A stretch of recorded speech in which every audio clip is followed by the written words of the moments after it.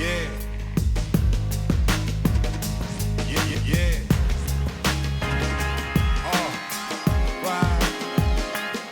Ride. Yeah. Welcome to Coffee's Conversations and Keeping It Real. I am Trina George, your host, your most awesomest host, and this is Philip Marcel. Hello. And tonight we have the awesome Jennifer and Jeff with Next Step Senior Solutions. Thanks for being here tonight, guys. Thanks for having us. Thank you. Thank you. Welcome. Thank you for coming. So we want to hear all about how and why you got started doing what you do. All right. I get that part, huh? Right. Start us off. So I get to kick it off and then just sit here and chill. Come a little bit closer to the mic. There you go. We, I guess, September of 2017, actually truly woke up from a dream at like 4 o'clock in the morning. And it was this company. So we was already working in senior living as a director of sales. Jennifer had been an administrator in the building and just basically saw that there was a need to do things differently than everybody else was doing. Senior living sales as a director in the communities is pretty aggressive from a lot of different angles. So, the vision was to create an opportunity to educate families and allow them to make a decision that was better for a long-term plan. So fast forward about 3 months, both of us left our jobs. I think one of the favorite parts of the story that I have is, we actually started this off of coins that were rolled up in the closet. So I'd been throwing all of my shiny coins in an old whiskey bottle for years, and we rolled up $790 worth of coins. Wow. We used that to form the LLC and buy the business cards and print flyers, and went to work. So we both gave our notices, left our jobs for greener pastures, and figured we'd give this thing a shot, and it's worked out really well. We've been in business about 1.5 years now. Business has actually doubled from year 1 to year 2, so we've surpassed last year's production in June of this year. Oh, cool. So business is trending really well. We've helped, I believe it's about 90 families at this point in time find permanent placement. And that's just the short version of the story. So. It was such a brilliant idea that Jeff had, because we had seen so often where families know mom or dad, this isn't working. They've been at home, maybe there's some falls, maybe they're not eating well. They go in and all they see are the Hungry Man dinners, and they realize they're living on Ensure or peanut butter sandwiches. Maybe the house is a mess. The lawn is getting grown up, and they realize this isn't the right situation, but what do you do next? And how do you make that transition? How do you convince mom? How do you pay for it? There's so many questions, and you don't really know where to begin. And if you are just to go in and Google, which is what we all do now, oh, I don't know something, I Google it. You can get overwhelmed by the different options and knowing what's real and what's true and what's not. Plus, there's a lot of people out there trying to grab that information. And just like Jeff said, it's very aggressive. So when they do get your information online, salespeople are required to be calling you and calling you and calling you and calling you. We've actually had people say they wanted to change their number because they were getting so much calls. So for us, it's a great opportunity because we're one stop. And they can come to us and say, look, here's what's going on. Our service is free to the families. So we help them navigate all of that. Okay, what's the crux of the problem? Mom's not socializing and she's just depressed. Okay, so we kind of get an idea of what kind of community we're looking for. What are her physical needs? Well, she doesn't really need much. It would probably be great if somebody could help her with her medications. Fantastic. Now we know what those needs are. What's the budget? Well, we think it's this, and we don't know what other options are out there. And we can help them not only kind of figure out what their budget is, but find those resources to help them pay for it. And then we tour them to the communities that we've identified based on just talking to them. Okay, we're not going to waste your time going to 8 different communities when we know that 5 of them aren't a good fit. So now instead of spending 2 days, walking around communities and taking up all this time that none of us really have these days. Right. We can take you to the 3 that we know might be a great fit that you can afford, and we're going to help you walk through that. So we tour you, and then we can help with the whole process. Now we identified it, we found the place, but if they need some help either in the community or maybe they need some help at home transitioning, we've got partners that we work with like Sensible that can kind of help them come in. We can help with the moving. We can help with selling the house, with selling the items in the house. You go from 60 to 80 years of collecting stuff.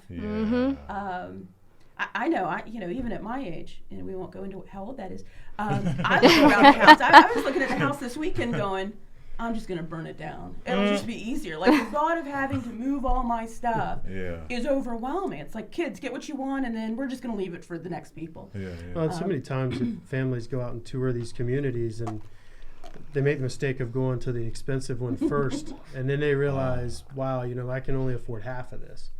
So, but you've already got that taste in your mouth, so it's kind of like going out shopping cars, and you go drive the Porsche, but then you end up in that Nissan, or, whatever the case is. But it's hard sometimes to swallow that pill when you realize, well, there's 6 options, and I can only afford 2, and they don't quite look the same as maybe that first one that you stopped into. So it's been really good. I think overwhelmingly the families have been all of our support. So we haven't paid for advertising and all of that. Oh wow! It's all pretty much been word of mouth and contacts that we've had in the community that have helped spread the word. So. That's great. Word of mouth is we all know that's the best. It could be the worst. It has to be good. It can be bad or it can be good, but when it's good, it's so good, right? And for us, it's a high trust position. Right. We're helping you find your forever home for maybe it's your husband, maybe it's your mom or dad. So we would rather have that word of mouth, because that's somebody that you trust saying, I've already used them and you can trust them. Especially when we tell people it's free. Right. Their first question is, well, what's in this for you? And we do get reimbursed by the communities for placement, but it allows us to work with everybody equally. And that's what feels good. So not only are you helping them get placed and you're getting that word of mouth for that next referral, but at the end of the day, we're laying our heads on our pillows at night and very happy with what we're doing and the friends we're making. And not even friends, they're like family. That is cool. That is, being able to say that, like, you get to lay your head down and be proud of the work you did, like just good, hard, honest work for a family. That's good stuff. That's you're getting a lot of benefits from, helping people. It's some tough stuff, I guess, transitioning loved ones, who are so independent. You probably got people with like crazy stories. They were so like they were probably business owners themselves at one point, doing their own thing. Storm the beaches at Normandy, Wow. Yeah. Absolutely. That's I always go back to when I first started in this. So my background was all in telecommunications, and I made the switch over to senior living, and it was one of those things where they'd been after me for a while. I had a friend in the business, and I kept saying, no way do I want to work in that industry. And so they finally got me in for an interview, and it was one of those things where they didn't actually hold a traditional interview. They sat me at the table to eat lunch with 3 ladies. And just hearing their stories, and one of them had been through the Holocaust, and her parents had sold everything they had to put her on a train and send her and her brother to the United States with nothing but the clothes on their back. And these people have lived amazing lives, and to be able to come in and listen to those stories and build those relationships is you can't beat it. It's incredible to be a part of that story from where they've come from. So it's pretty neat, pretty unique. So and in those relationships, you get pretty deep in the weeds sometimes. You learn a lot more about people than you probably ever want to know. And I think also too, like, not only just to hear their stories, but sometimes I think we live in just such a fast world, just to take the time to slow down with them. I've even taken some of my team, my younger team, and taken them to lunch with some of my older clients that are in their 90s, and that they just want to go, go, go, go, go, go, and just taking them to lunch with them, just to slow down. Almost force them Just to slow down. Slow Yeah. down. That's cool. It does force them to slow down. Just appreciate life. Just slow down. And so I don't know. It's different. It is, and you were working with families who are overwhelmed. Yeah.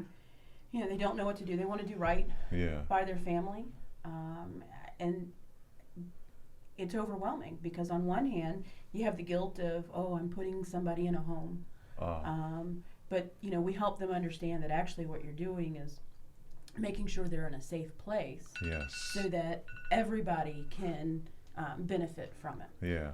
You know, we see a lot of wives who have husbands with dementia, and you know, you got this 4'11", 120-pound, you know, 76-year-old wife, and she's trying to take care of her 6'3", 230 husband who's having a lot of falls. Yeah.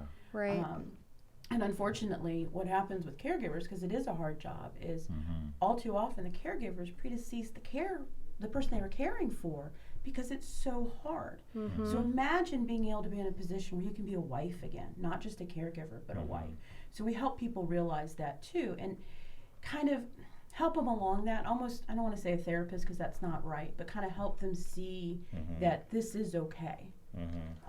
You're helping your loved one be in a safe place, and now you can go back to that role you've always played, daughter, spouse, son, and actually spend quality time with them instead of coming in and, Mom, did you take your meds? Mom, why isn't this done? Mom, I got to take care of this. And again, you're so busy, you're coming in, you're taking care of the groceries and the laundry and making sure the house is clean, because you're trying to juggle typically a job and kids and everything else. So you've only got a few minutes to come through and get it all done. When are you being a loved one? Whereas if all those things are being taken care of, their meals are taken care of, their housing is taken care of, now when you go in, you can actually spend that quality time making those memories that are so important, because that's, at the end of the day, that's all any of us are left with. Yep. That's exactly right. That's exactly right. Now, you guys seem like you're doing really good and pretty much, you know, having consistent business, you know, with the like strong word of mouth and stuff like that, and the trust you build with families, and they're telling, and it's like it's growing. Were there any, like, have you had any growing pains outside of like getting the business? Like, Yeah, definitely. The first 6 months or so was tough just because you're trying to build it. And even though I think we thought we were prepared for all those challenges, you never are prepared. I think as an entrepreneur, and any time you're chasing that dream, I mean, you realize just how much support there is from corporate. Yeah. So when you work in that job that has all of those policies and the procedures, and you know, you never have to worry about the building was paid and the rent was paid and all of that fun stuff. Yes. And now you're responsible for all of that. I think that's been a challenge. And then after that first kind of 6 months, it started to transition to more of, how do we build this for long term? How do we be sustainable? You know, Get out of survival how much mode. paycheck do you get to take, and how much has to stay in the business, and Yes. trying to balance all of that. And it's definitely, I think one of the things that we don't talk about even when we're together a lot is we're competing with all the communities on one side, because, you know, we're a sales team just like they are, Right. where we're going out and chasing those leads and trying to help the families in a different way. Yeah. But if that person walks into the community first, then that's their client and not ours. We can't help Right. them at that point. True. We can still kind of help them educate them, Yeah. but it's a different case. And so just trying to transition into how do we get out in front of that, and how do we perform, you know, smarter without the budget that a lot of these companies are operating off of. Yeah. So we've had to get creative. Because it seems interesting, because it seems like you guys are kind of consultants in a sense, and being able to like give people a grander view of all, instead of them going to one place or a couple, or, you know, getting frustrated tired. So you can kind of pitch that in a sense, like we can cut your time down. You know, and so you're, in one sense, you're competing with those salespeople, and then in another sense, they want your services because it makes their job better. Yes. They're still making commission even if we bring them. You know, the community's still getting the move in. So that's where I think it's taken quite a while for us to find that balance of where where the line in the sand is. You Yeah. know? Right. Sometimes we're a little too eager to jump off on that trail where, you know, we want to help everybody. Right. And you absolutely can. Yeah. We just have to realize there's a certain point where we have to go, okay, that's this person's client now. We need to kind of back away. We've given you everything we can, but there's a Yeah. line in the sand there. Right. Whereas if there's somebody we've dealt with from the beginning, we carry that all the way through and stay with them after the move to make sure that the community's doing what they're supposed to, that they're happy, Yeah. that the family understands. So we kind of still touch base with the family just to go, hey, you've been there for 45 days. You know, how's everything going? You have any concerns? So Yeah. we're following up on that backside. So really just perfecting what we're doing and always kind of trying to improve it Yeah. Right. has just been, again, when you have support, they lay it all on the Yeah. table for you. For you, yeah. And, Just and now we're kind of do your having job. to figure it all out as you go. So it's tough being starting your own company without that support level is no simple task. Well, I think, for anybody. and knowing when you're ready to grow. Yeah. You know, one of the constant arguments that or discussions that Jeff and I had at the beginning was, we don't need an office. We don't need an office. Let's get Right. an office. We don't need an office. Yeah. No overhead. But we have an office now. Yeah. Spoiler alert. But knowing when was the right time. Right. Right. You know, you didn't want to jump off that bridge too soon because you couldn't have sustained it. But Yeah. knowing when was the right time and you know, trying to get it so volume was just right, because now we do have a lot of people that come to our office and want that safe space to come in and Yes. talk about what are my options. Yeah. And then we're hoping to grow that space too and be able to do more talks and education. Because again, trying to get in front of people before they start talking to someone and say, look, we can really help you. We can keep all your information confidential. Yeah. So you're not getting inundated with all of those sales calls. And we've grown too. So we have four Right. of us Four of now. us. Oh, okay. So we've actually added 2 people to the team. Oh. And I think the other challenge that I would just say is just trusting the process. Yes. You know, a lot of times, you know, you're quick to make that panic alert or, Right. you know, make a snap decision, and just trying to trust in faith and knowing that you're doing the right thing Right. and try to stay the course. Yeah. Because a lot of times it's easy to make that snap decision and run out and rent the office and then go, oh gosh, how do we pay for it? Right. Yeah. So- Right. Yeah. Oh, we're going to add, you know, another person to the mix that we're going to be responsible for. They have Yeah. kids. How do we be a good atmosphere for them to continue to grow and be successful? Right. So that's kind of our current struggles, I guess you could say, in a lot of ways now. I was 'cause there's thinking two that extra too, like growing team members. Yeah, doubling your team. Yeah. Doubling it Yeah. for sure. So In a lot a of fairly risk short taking. period of time. Yeah. Yeah. this- Year and a half. The first one, Wayne joined us in February, so just a year after we'd opened. And then Erica joined us a few months ago, so a Okay. year and a half after we opened. Yeah. Okay. And those were both, you know, I think what we've learned more than anything from Yeah. this, and it's funny, I actually had a friend drop this sign off on my doorstep one day, and I have it up in my kitchen, and I look at it every day, and it's, may your faith be bigger than your fears. And we live that now. I really Pretty feel much. like that we've learned more from that of have faith. If you're doing the right thing, then the universe provides for you. And there have been times where we had those growing pains, and you know, you're like, ooh, boy, I sure miss that every 2-week paycheck and yeah. all the benefits that Yeah. come with that. And, Yeah. you know, if you have a bad day at work and you slack off for a little bit, I mean, hopefully nobody notices and it's no Yeah. big deal. We slack off for a day and we may have lost a sale.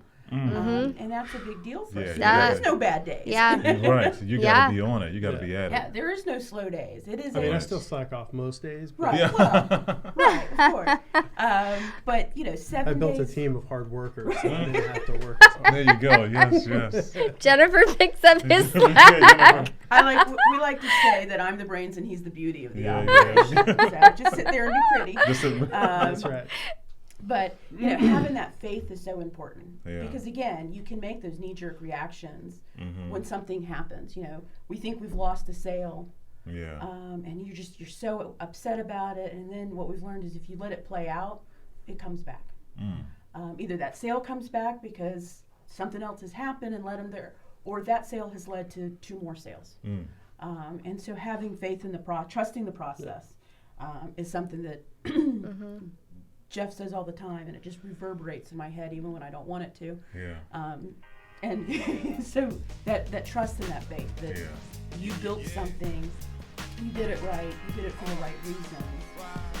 Just let it play out.